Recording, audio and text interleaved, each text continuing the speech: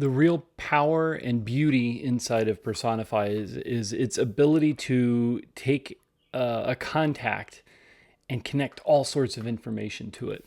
If you can get a person's contact information into Personify, it gives you opportunities to automate things and keep track of them. It's just super powerful and very important for you to get those contacts in there. You can add them manually, but if you already have a database or a file with all of your contacts, it's not that hard to import them into Personify. And that's what I want to show you today. So looking at our screen here, if you, and I'll tell you, this is our Personify demo account. I've already loaded demo contacts in, so it's going to behave a little bit funny, but you'll still get the idea of how it works. If you want to import contacts, you need to export your contacts in a CSV file. That's a contact separated value file. Most of the time it opens up in like Microsoft Excel or Google Docs. All you have to do is figure out how to export your contacts as a CSV, and then we can upload it and import it right into Personify. Okay, so we're in our demo account. We're on the dashboard. Let's go over to contacts. I should note this is really easy to do. This will be a quick one, and it'll be really, really useful for you. All right, so up on the top, you have all these different buttons that do different things. You can see we already have contacts in here. All of those contacts are fakes. They're not real. So we are going to click this one right here called Import Contacts. And then we're going to either click to upload or drag and drop. And I have the file right here. We're going to drag and drop. And then we're going to click next. It's going to ask us some questions. We'll see. Now we don't even have to worry about this. Okay, so this check mark, there will be red marks here if there's a problem.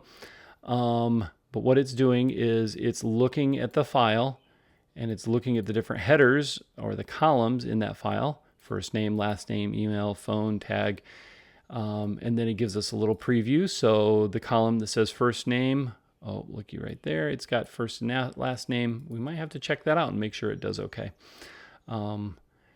So what we do, oh, you know what? I think this is actually giving us two different contacts. So that's not going to be a problem. So all of those look okay.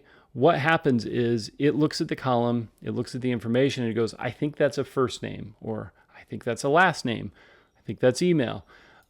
If it's not right, and you want to double check it, if it's not right, you can always just scroll through and connect it to other things. There may also be certain things inside your CSV file that don't exist inside of your Personify account. So if you have something really special like,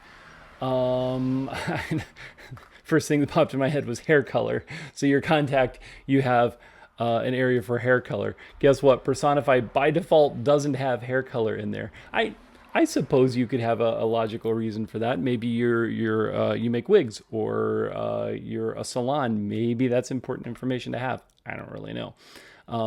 But obviously, I don't really know. But let's say your CSV file has that. You can, through custom values, and I have other documentation videos that show you how to do this, but you could create a custom value for hair color. And then if it comes up with a column header that doesn't make sense, you'll probably get a red mark that says, well, I don't know what to do with that. You go over and you would just scroll through and find the hair color custom value and drop it in there.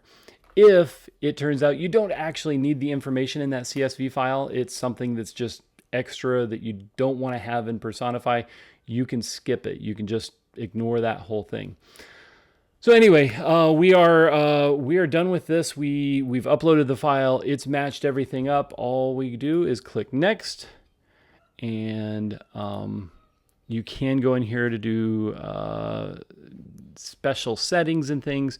For example, since I have already uploaded this information, the dummy contact information into the sub account, I can have it update existing records. So if there's more information that this CSV file has, it can add it to an existing contact.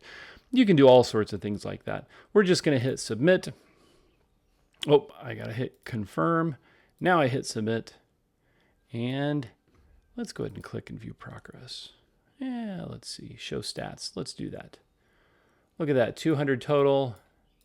And nothing changed because I already have the information up there. But you would typically see, however many you uploaded, how many of them worked, if there were any problems. So that's all it is. You create your file. It's going to be a CSV file. You upload it. You make sure everything matches correctly, and then you hit go. Well, it's not the actual go button, but you hit the button, and it drops everything in. Let's have a quick look here with our fake information. Look at that, 200 records, actually 303 records of contact information. And you can go in and look at all their info. This is where you would have your custom values, all sorts of stuff. And that matches up with the conversation area or your inbox. It can actually show you your interactions with them, whether it's email, text message, phone calls, social media. It automatically finds that person and shows what your conversation has been with them. So that's a quick rundown of importing contacts. Of course, if you have any questions, feel free to hit the little chat button. Here it is. Our tech support can give you a hand to help you out. There's also, support center and quick start to help you learn what you need to know.